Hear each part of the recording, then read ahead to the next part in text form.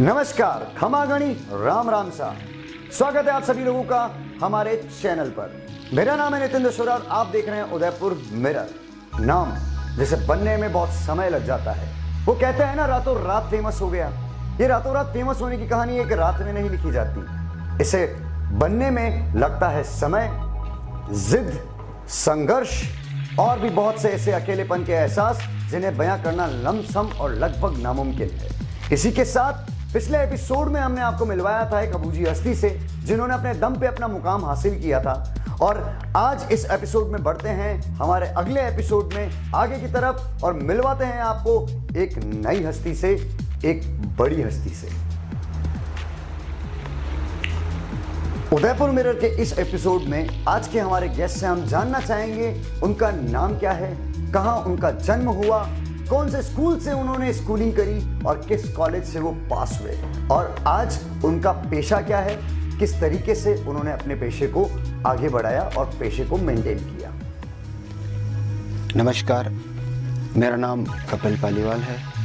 मैं उदयपुर का रहने वाला हूं और उदयपुर में ही मेरा जन्म हुआ है 11 अक्टूबर को। मेरी स्कूलिंग पहले तो कांकरोली के पास एक छोटे से गांव से हुई थी, जहां पर मेरे पिताजी की नौकरी थी। वो एक सरकारी अध्यापक के रूप में काम करते थे, तो उन्हीं के साथ हम वहीं पढ़ते थे। उसके बाद पिताजी का ट्रांसफ़र उदयपुर हुआ और उदयपुर ट्रांसफ़र होने पर हम सब यहीं पे शिफ्ट हो गए। 5वीं क्लास से मैं यहाँ पे पढ़ने लगा। 5th क्लास से विद्या निकेतन स्कूल में मेरी स्कूलिंग हुई। उसके बाद मैं गुरु गोविंद सिंह स्कूल गया। उसके बाद कॉलेजिंग मेरी सुखाड़ा यूनिवर्सिटी से हुई। सुखाड़ा यूनिवर्सिटी में मैं आर्ट्स कॉलेज से पढ़ा हूँ और वहाँ पे मैंने म्यूज़िक सब्जेक्ट के साथ अपनी BA और MA करी। MA मैंने ज्योग्राफी के अंदर करी थी। और अभी मैं पिछले 2007 से FM रेडियो इंडस्ट्री के अंदर काम कर रहा हूँ और यही मेरा पेशा भी है। और इसके अंदर मैं प्रोडक्शन का काम करता हूँ। प्रोडक्शन यानी कि जो जिंगल्स, एडवर्टीजमेंट्स, स्पार्कल कह लीजिए या प्रोमोज कह लीजिए, जो भी चीज़ें होती हैं वो मेरे थ्रू होकर गुजर के जाती हैं, उनका मैं प्रोडक्शन करता हूँ। और कुछ क्रिएटिव चीज़ें यहाँ पे बनाते हैं हम, तो उसका सारा प्रोडक्शन, थोड़ा बहुत कुछ लिखना वगैरह, ये काम मैं करता हूँ। जिस तरह से इलेक्ट्रिसिटी एक मोटर को स्टार्ट करती है, उसी तरह से इंसान की जिंदगी में मोटिवेशन भी काम करता है। मोटिवेशन वो चीज़ है, वो इलेक्ट्रिसिटी है एक इंसान की जिंदगी में, जिसकी वजह से इंसान स्टार्ट होकर आगे बढ़ जाता है और बहुत से बड़े कारनामे कर जाता है। तो चलिए जानते हैं इन्हें इस काम को करने की प्रेरणा यानी कि मोटिवेशन कहाँ से मिला, कैसे मिला, कब मिला और कितने सालों से ये इस प्रोफेशन में काम कर रहे हैं। देखिए, मोटिवेशन की बात अगर करें तो पिछले कई सालों से मैं म्यूज़िक इंडस्ट्री के अंदर काम कर रहा हूँ और थोड़ा बहुत गा लेता हूँ। म्यूज़िक के अंदर वोकल में मैंने BA किया है, तो थोड़ा बहुत गाने का शौक़ तो है ही मुझे। उसके अलावा म्यूज़िक कंपोजिंग वगैरह का भी मेरा काफ़ी टाइम से रहा है, क्योंकि मैं सिंथेसाइजर, कीबोर्ड वगैरह बजाता हूँ। छोटे मोटे इंस्ट्रूमेंट आप जो देख रहे हैं ये मैं थोड़ा थोड़ा बजा लेता हूँ। तो इनके चलते मैं रिकॉर्डिंग का काफ़ी काम करता था। लगभग 500-700 एल्बम हमने बना चुके होंगे अभी तक, ये ज़्यादा ही होंगे, मुझे नाम भी याद नहीं, जिसके अंदर ऑडियो भी हैं और वीडियो भी काफ़ी हैं। तो उसी के चलते एक बार उदयपुर के अंदर किसी FM के ऑडिशंस हो रहे थे, तो वहाँ पे ऑडिशन लेने का मौका मुझे मिला। उनकी रिकॉर्डिंग मैं कर रहा था, तो जो ऑडिशन के लिए टीम आई थी उनको शायद मेरा काम या यूँ कहें कि मेरा जज्बा ठीक लगा, तो उन्होंने मुझे ऑफ़र किया कि आप हमारे साथ जुड़ जाइए और हमारे साथ आप काम कीजिए, हमें आपकी ज़रूरत है। तो मुझे भी लगा ठीक अपॉर्चुनिटी, अपने मन माफिक काम मिल रहा है, अपनी इच्छा का काम मिल रहा है, तो कर लेना चाहिए। कि जो काम हम एंजॉय करते हैं, हमको अगर वो पेशा के रूप में मिल जाए, तो ऐसा पेशा और आपके साथ एंजॉयमेंट काम करने का, दोनों की बात अलग हो जाती है और आप अपना जितना बेटर है वो दे पाते हैं। और पैशन यही है, म्यूज़िक तो काम करते करते और आगे बढ़ रहा है और सिलसिला चल रहा है। रोज़ नई चीज़ें करते हैं, रोज़ नए एक्सपेरिमेंट करते हैं। मैं आपसे कहना चाहूँगा कि FM इंडस्ट्री के अंदर में कि शायद राजस्थान के अंदर पहला एक RJ ऐसा था जिसने राजस्थानी के अंदर किसी प्राइवेट FM चैनल पर राजस्थानी गीतों का राजस्थानी भाषा के अंदर शो किया। तो काफ़ी हिट रहा था, काफ़ी लोगों का प्यार मिला और आज भी मिलता है। जो लोग आज भी मुझसे मिलते हैं तो उन चीज़ों को याद करते हैं कि वो वाकई में अच्छी चीज़ थी। और राजस्थानी के अंदर मैंने काफ़ी स्पार्कलर भी बनाए हैं, कुछ हंसी मजाक के किस्से वाली चीज़ें भी बनाई, तो लोगों को काफ़ी पसंद आई। क्योंकि मेरा ये मानना है कि इंसान को दो चीज़ों को हमेशा सर्वोपरि रखना चाहिए। पहला तो है माँ और दूसरा है मायट भाषा। तो इन दोनों का हमें सम्मान करना चाहिए और ये चीज़ मैं अपने पे लागू करता हूँ और उस चीज़ को मैं दिल से जीता हूँ। और इसी बात को मैं ध्यान रखते हुए राजस्थानी के लिए आज भी समर्पित हूँ, राजस्थानी के लिए आज भी काम करता हूँ, लिखता हूँ, गाता हूँ और जितना मुझसे बन पड़ता है अपनी मायट भाषा की सेवा के लिए मैं करना चाहता हूँ। अगर इंसान की जिंदगी की तुलना अगर एक बाधा दौड़ से की जाए तो इसकी कोई अतिशयोक्ति नहीं होगी। जिस तरह से रेस ट्रैक होता है उसी तरह से इंसान की ज़िंदगी होती है और उसमें आने वाली बाधाएं वही बाधाएं होती हैं जिनकी वजह से इंसान आगे नहीं बढ़ पाता या कहीं ना कहीं रुक जाता है। तो इन्हीं बाधाओं को जानते हैं, यानी कि इनकी लाइफ में क्या हर्डल्स आई, किस तरह से इन्होंने उनको ओवरकम किया और क्या किया ऐसा जिसकी वजह से आज ये इस मुकाम पर पहुंच गए। मैंने जैसा भी आपको बताया कि जो मैं भी जिस प्रोफेशन में हूँ उसको मुझे ज्वाइन करने के लिए ज़्यादा एफर्ट करने नहीं पड़े, क्योंकि मैं जिस काम को करता हूँ सोचता हूँ कि उसको 100% मुझे देना है और जितना मुझे आता है उससे मैं कुछ ज़्यादा देने की हमेशा कोशिश करता हूँ। तो हमेशा अगर परफेक्ट देने के अंदर आपके अंदर ज़ील हो, चाह हो, तो लोग आपका काम देखना पसंद करते हैं, सुनना पसंद करते हैं। क्योंकि आज जो लोगों को है वो सिर्फ और सिर्फ क्वालिटी चाहिए। अगर आपको ये समझ है कि अमुक व्यक्ति को क्या चीज़ चाहिए और उसको अगर आप डिलीवर कर सकते हो, वो अगर आप चीज़ देने में सक्षम हो, तो आपके लिए मुझे नहीं लगता कहीं कोई हर्डस आती होगी। तो मुझे भी मेरे प्रोफेशन में कहीं आज तक हर्डस आई नहीं। हालांकि कुछ जगह अलग अलग चुनौतियाँ सामने पेश आती रही, मगर वो एक चीज़ को मैंने अवसर की तरह लिया और उन चुनौतियों को बड़े आराम से पार किया। और जहाँ भी मैंने काम किया मुझे बहुत अच्छे रिजल्ट्स मिले उनके, बहुत काफ़ी सारी मेरी उपलब्धियाँ रही हैं। मेरे सारे साथ काम करने वाले मुझसे हमेशा खुश रहे और मैं यही सोचता हूँ कि आदमी को जो भी करना चाहिए वो पूरा प्रेम, निष्ठा और समर्पण और पूरी ईमानदारी, लगन के साथ करना चाहिए, तो आदमी हमेशा आगे बढ़ता है, उसको कहीं कोई तकलीफ नहीं आती। ये मेरा सोचना है। उदयपुर मिरर और हमारे चैनल का प्रमुख उद्देश्य है कि आज का जो दिशा भ्रमित यूथ है उसको एक सही रास्ता दिखाना। इस इंटरव्यू के माध्यम से, इन इंटरव्यू के माध्यम से बहुत सारे लोगों की जीवनी सुनाना, जिससे उन्हें पता लग सके कि शॉर्टकट्स लाइफ में कुछ नहीं होते। हर काम को हमें एक तरीके से, एक सलीके से करना पड़ता है। शॉर्टकट्स अपनाने के चक्कर में बहुत सारी चीजें हम खो सकते हैं। तो जानना चाहेंगे यूथ को इनका मैसेज क्या है, क्या मैसेज ये अपने यूथ को, आज के यूथ को देना चाहते हैं। देखिए, यूथ की अगर बात करें तो जो भी युवा मुझे अभी देख रहे हैं, जो बच्चे मुझे देख रहे हैं, जो नौजवान इस फील्ड में आना चाहते हैं या किसी भी फील्ड में जाएं, तो मेरा ये सोचना है कि मेरी अपनी पर्सनल राय है, ये मेरी व्यक्तिगत राय है कि इंसान को कभी भी ये नहीं सोचना चाहिए कि मुझे सब कुछ आता है। उसको हमेशा, हर समय, हर पल सीखने की प्रवृत्ति रखनी चाहिए, सबसे पहली चीज़। दूसरा, काम आपको वो नहीं करना है कि जो दूसरे लोग करें। काम आपको सिर्फ वो करना चाहिए जिसको आप एंजॉय करें, क्योंकि जो काम अगर आप एंजॉय नहीं कर रहे हैं, अगर आप उस काम को करें तो वो काम भी नीरस होगा, आपका आउटपुट भी पूरा नहीं होगा, ना आपको मजा आएगा, ना काम कराने वाले को मजा आएगा। तो मेरा युवाओं को यही मैसेज है कि जिस भी काम को करें, जो भी काम करें, पूरा पैशन, समर्पण और पूरी लगन, ईमानदारी के साथ करें, उसमें मजा लें। काम को आनंद के साथ करेंगे तो काम बहुत अच्छा बनेगा। बस यही कहना चाहता हूँ। जिस तरह से टाइट्रेशन में कैटलिस्ट का रोल होता है, उसी तरह से इंसान की जिंदगी में भी सक्सेस मंत्र का रोल होता है। वो कौन सा सक्सेस मंत्र है जिनकी वजह से इनकी सक्सेस की टाइट्रेशन कंप्लीट हो गई, और इसी के साथ जानना चाहेंगे इनकी जिंदगी का गोल क्या है, इनका लाइफ गोल क्या है। जहाँ तक जीवन के सक्सेस मंत्र की बात है तो हजारों महापुरुष आए हैं, कई सैकड़ों किताबें लिखी गई है, मगर दिक्कत ये कि लोग पढ़ते नहीं हैं। आज जो लोग डिजिटल दुनिया के अंदर खो गए हैं उन्होंने शायद किताबों को हाथ लगा हुए महीनों महीनों बीत जाते हैं।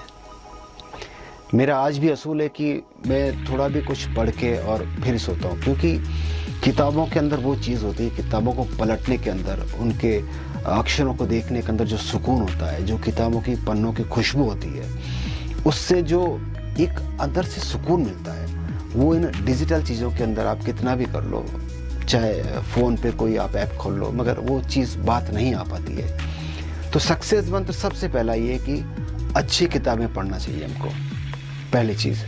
दूसरी चीज़ कि अगर आप किसी काम को कर रहे हो तो काम पूरी लगन से, ईमानदारी से और पूरी मेहनत के साथ करो। पूरा अपना एक ज़र्रा उसके अंदर झोंक देना चाहिए। बस यही सफलता है। क्योंकि अगर आप मंजिल पर नज़र नहीं रखोगे तो मुझे नहीं लगता है कि आप सक्सेस पा सकोगे। और जहाँ तक गोल की बात है, मैं दूसरे लोगों का नहीं कहता हूँ, लेकिन मैं सिर्फ मेरी बात करता हूँ कि मेरा जो सोचना है वो ये है कि मेरा सच में कोई गोल नहीं है, कोई गोल नहीं। मैंने अपने लिए कोई मंजिल तय नहीं की है।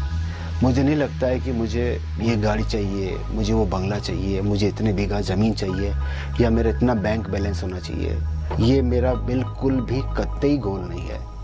मैंने अपने जीवन का गोल इसलिए नहीं बनाया कि मुझे लगता है कि अगर मैं मेरी लाइफ का अगर कोई गोल सेट कर दूँगा, कोई निश्चित कर दूँगा दायरा कि मुझे यहाँ जाना है, तो मैं शायद वहाँ जाके रुक जाऊँ। मुझे रुकना नहीं है। मुझे मेरे जीवन की आखिरी सांस तक चलना है, हमेशा काम करना है, लोगों से मोहब्बत करनी है, लोगों की मोहब्बत पानी है। और ये जो लोग मुझे अपने व्यक्तित्व से इंस्पायर करते हैं, उनसे इंस्पायर होना है। मुझे लोगों से सीखना है। मुझे अपना कोई गोल नहीं बनाना है, मैं बनाऊंगा भी नहीं। और मैं तो कहता हूँ कि किसी को नहीं बनाना चाहिए।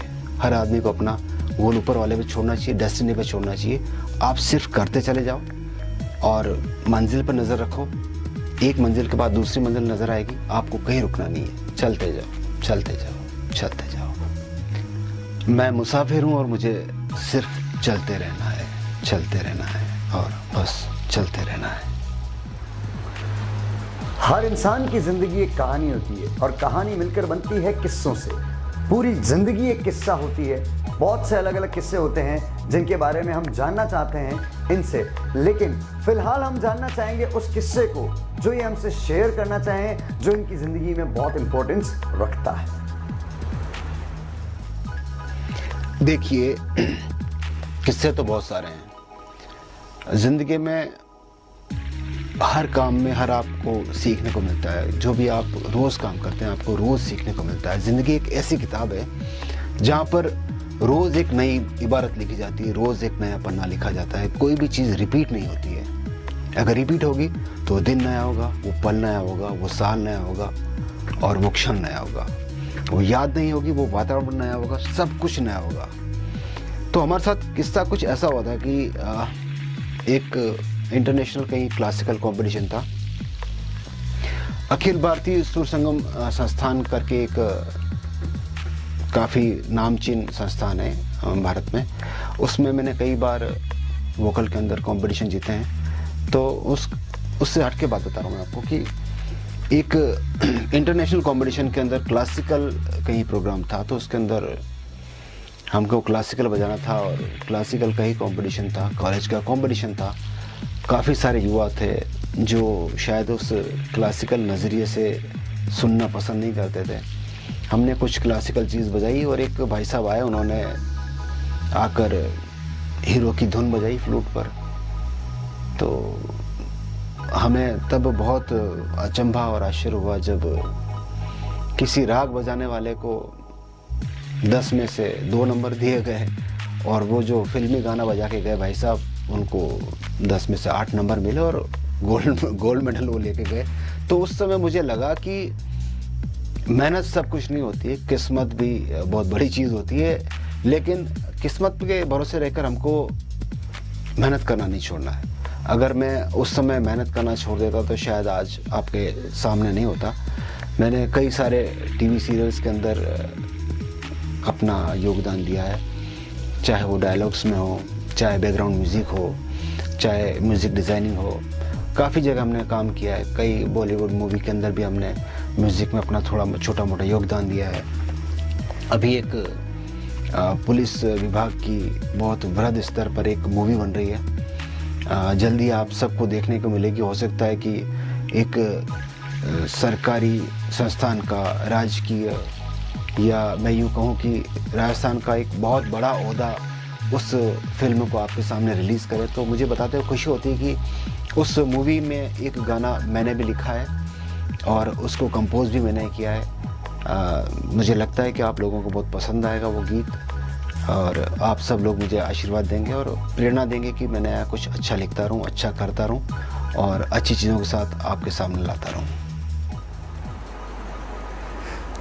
हमारे धर्म ग्रंथों में वेद, पुराण, कुरान, गुरु ग्रंथ साहब, बाइबल, हर जगह एक चीज लिखी है कि इंसान गलतियों का पुतला है। अगर इंसान गलती नहीं करेगा तो वो आगे नहीं बढ़ पाएगा। और वैसे ऐसा कहते भी हैं कि अगर आप गलती कर रहे हैं तो इसका मतलब आप कुछ कर रहे हैं। लेकिन जिंदगी में इंसान को इंसानियत देते वक्त ऊपर वाले ने एक चीज और दी थी कि वो गलतियां वो सुधारने की कोशिश जरूर करता है जो उन्होंने करी है। तो जानना चाहते हैं इनसे कि इन्होंने ऐसी कौन सी गलती करी है जिसको ये सुधारने की कोशिश अब तक कर रहे हैं या ये उसे सुधार चुके हैं। गलतियों की अगर बात करी जाए तो गलतियां मैं रोज करता हूँ, आज भी करता हूँ, हर काम के अंदर करता हूँ। मैंने कहीं पढ़ा था कि अगर आप गलती नहीं कर रहे तो इसका मतलब आप कुछ नहीं कर रहे हैं। मैं अगर गलती कर रहा हूँ इसका मतलब मैं कुछ काम कर रहा हूँ। जब तक मुझसे गलती नहीं होगी तब तक मुझसे काम में सुधार की गुंजाइश नहीं हो सकती।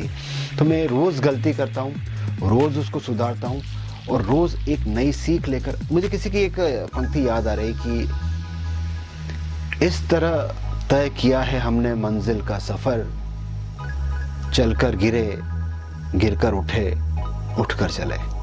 रोज़ गलती करते हैं, रोज़ सुधारते हैं, रोज़ नया सीखते हैं और फिर कोशिश करते हैं कि जो हमने गलती कल करी थी उसको हम रिपीट ना करें। बस यही सक्सेस मंत्र है। कोरोना हमारी जिंदगी का वो पहलू है जिसे हम चाहकर भी हमारी जिंदगी से बाहर नहीं फेंक सकते और कोशिश चल रही है कि इस पर काबू किया जा सके, इससे ओवरकम किया जा सके। वैसे बहुत हालात तो कंट्रोल में है, काबू में है, लेकिन फिर भी आज भी स्थिति तो भयावह ही है। हमें बचकर रहना होगा और बहुत कुछ करना होगा इस कोरोना वाले मामले में। लेकिन जानना चाहते हैं कोरोना मसले में हमारे गेस्ट हमसे क्या कहना चाहते हैं, क्या इनके ओपिनियंस हैं और इन्होंने क्या किया है कोरोना में जनता के लिए और किस तरह से जनता को अवेयर रहने को ये कह रहे हैं। कोरोना ने बहुत कुछ सिखाया है। सबसे पहली चीज़ ये सिखाई कि एक इतनी सी छोटी सी चीज़ जिसको आप माइक्रोस्कोप से देखने में भी बड़ी तकलीफ होती है, उस छोटी सी चीज़ ने पूरी दुनिया को हिला के रख दिया। तो पहली चीज़ ये कि किसी को भी छोटा मत समझो। दूसरी चीज़ कि किसी को उसके आकार से उसकी क्षमता नहीं आंकनी जानी है। वो छोटी सी चीज़ कितनी विस्फोटक हो सके आपको बताने की ज़रूरत नहीं है। दूसरी चीज़ कोरोना ने ये सिखाई है कि कब किसका क्या भरोसा, कौन कब चला जाए। हमने ऐसे ऐसे हाथ अपने हाथों से छूटते हुए देखे हैं जो फ़ोन पे कहते थे कि यार भाई कल मिलते हैं और उसका कल कभी नहीं आया। तो कोरोना हमको ये सिखाया कि सबसे मोहब्बत से रहो, सबके साथ प्रेम से पेश आओ, जितना हो सके मोहब्बत बांटो, किसी के काम आओ, किसी की मदद करो। कोरोना ने कुछ ऐसे हाथ बढ़ाए जहाँ भूखे लोग जिनके पास शाम का खाना नहीं था, वो सुबह खाकर सोए, अगले दिन खाकर खाने की उम्मीद के अंदर कि अगले दिन खाना मिलेगा। तो कोरोना ने ये सिखा दिया कि आपका वजूद कुछ नहीं है, आपकी हैसियत कुछ नहीं है। हाथ धोना, मुंह धोना, वैक्सीनेशन, ये सारी बातें बहुत दूर की है। सबसे पहले आप मोहब्बत बांटिए, एक आत्मविश्वास जज्बा जगाइए, डर को दूर भगाइए, क्योंकि कोरोना बीमारी से उतने लोग नहीं मरे जितने कि डर से मरे हैं। तो पहली चीज़ अपने आप पे विश्वास रखिए, अपना विल पावर मजबूत करिए, क्योंकि आत्मविश्वास मजबूत है ना तो सब कुछ मजबूत है। तो ये सारी चीज़ें हैं, छोटी मोटी हैं, लेकिन प्यार, मोहब्बत और एक दूसरे के साथ मिलजुल कर रहना ये बहुत महत्वपूर्ण चीज़ है। ये सारी चीज़ें हमको ध्यान रखनी चाहिए। लेकिन साथ ही साथ दूसरी तरफ अगर हम डॉक्टर्स की बात करें, WHO की बात करें, हमारी गवर्नमेंट की बात करें, जो लोग जितना कर रहे हैं इन बीमारों के लिए, जो लोग जितने छोड़ के गए हैं उन लोगों के लिए, और जो लोग इस बीमारी से जूझ रहे हैं तो उनको देखा है मैंने जूझते हुए। तो मेरा लोगों से ये भी कहना है कि सबसे महत्वपूर्ण बात यह है कि लापरवाही बिल्कुल ना बरतें। जो गवर्नमेंट की गाइडलाइंस है उनका हमको पालन करना ही करना है, क्योंकि आप जिंदा रहोगे तो लोगों से मोहब्बत करोगे। लोगों से मोहब्बत करना इसका मतलब ये नहीं कि हमको हाथ नहीं धोने हैं या मास्क नहीं लगाना है या वैक्सीनेशन नहीं लगाना है। नहीं, ये चीज़ बहुत ज़रूरी है। जो डॉक्टर्स कह रहे हैं उन सारी चीज़ों की हमको अनुपालना करनी है, गवर्नमेंट की गाइडलाइंस का हमको पालन करना है और संयमित जीवन बिताना है। कोरोना ने ये भी सिखाया है कि शादी 50 लोगों से भी हो सकती है, और मैं ये सोचता हूँ कि शादी के अंदर जो 800 लोग 1000 लोग बुलाते हैं उस 1000 लोगों में से शायद 200 लोग ऐसा होते होंगे जो दूल्हा या दुल्हन का नाम जानते होंगे, बाकी 600 लोग ऐसे आते हैं, खाते हैं और चले जाते हैं, किसी को कोई मतलब नहीं है। तो ये भी है कि थोड़ा सा अव्यवस्था ना हो, फिजूल खर्ची ना हो, कम लोगों के अंदर काम हो सकता है तो कम लोगों के अंदर काम करें। और फिलहाल तो ये बात सबसे इम्पोर्टेंट है कि वैक्सीनेशन ज़रूर लगवाएं, गवर्नमेंट गाइडलाइंस का पालन करें, और जो गवर्नमेंट आपके लिए परेशान हो रही तो आप उनकी जो गाइडलाइंस है उनको पालन करके उनका सहयोग करें, अपना और अपने लोगों का ध्यान रखें।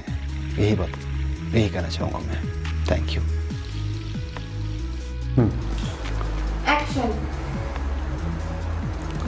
तो दोस्तों, उदयपुर मिरर की इस वीडियो को लास्ट तक देखने के लिए धन्यवाद। और मुझे पता है, मुझे अंदाजा है कि आप लोगों को इस वीडियो को देखकर एक प्रेरणा जरूर मिली होगी जो आपकी जिंदगी में आगे की तरफ बहुत काम आपके आने वाली है। तो यहां तक आप आ ही चुके हैं तो इस वीडियो को लाइक, शेयर और सब्सक्राइब जरूर करें। हमारे चैनल का वो जो घंटी वाला बटन है उसे जरूर दबा दें। और इसी के साथ मिलते हैं अगले एपिसोड में, अगली एक सेलिब्रिटी के साथ में, अगले एक इतिहासकार के साथ में, अगले एक बिजनेसमैन के साथ में, अगले कैमरामैन के साथ में। हो सकता है कि वो कोई भी हो।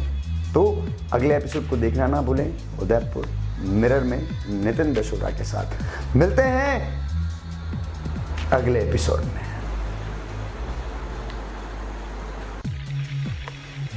मैं उदयपुर मिरर का बहुत बहुत धन्यवाद करता हूं कि उन्होंने ये मुझे खूबसूरत मौका दिया कि मैं अपनी बात, अपनी लाइफ की बात या मेरे जो जज्बात हैं, मेरा जो एक्सपीरियंस है, जो मैंने सीखा है आप लोगों से, वो मैं आप सभी को साथ शेयर कर सकूं, आप सब लोगों के साथ उस बात को साझा कर सकूं। तो उदयपुर मिरर को बहुत बहुत धन्यवाद कि वो इतना अच्छा कार्य कर रहे हैं। मेरे अलावा आपको बहुत से और अच्छे जो जाने माने गुणी लोग हैं, उन सभी लोगों के आपको इंटरव्यूज़ यहाँ पे देखने को मिलेंगे। तो आप इस चैनल को सब्सक्राइब ज़रूर करें, इस चैनल को ज़्यादा से ज़्यादा लोगों तक पहुँचाएँ। और मेरी रिक्वेस्ट है कि आप इस चैनल का जो ये इंटरव्यू है, ये जितना भी आपको देख सकें, आप लोगों तक पहुँचा सकें, ज़्यादा से ज़्यादा फैलाएँ। और उदयपुर मुहिम की उदयपुर मिरर की इस मुहिम में सहयोग करें, ताकि आपको अच्छे अच्छे लोगों के इंटरव्यूज़ देखने को मिल सकें और लोगों की बातों और उनके एक्सपीरियंस जानने का मौका मिल सके।